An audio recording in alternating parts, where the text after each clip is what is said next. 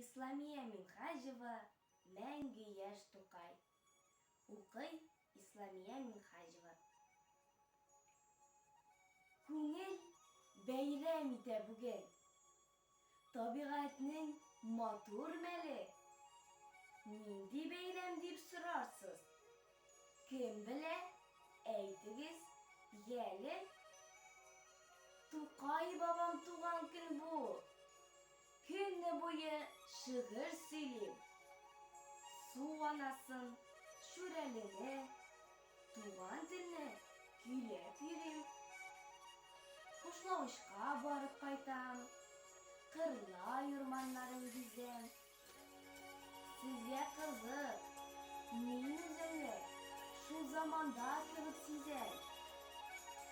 Нәни 60 белән. Арып-талып хәлдән таяр. Кайшышлы уйнап алабыз, табып булмай, ул бит наян. Менә шулай көне буе Тукай минем белән булды.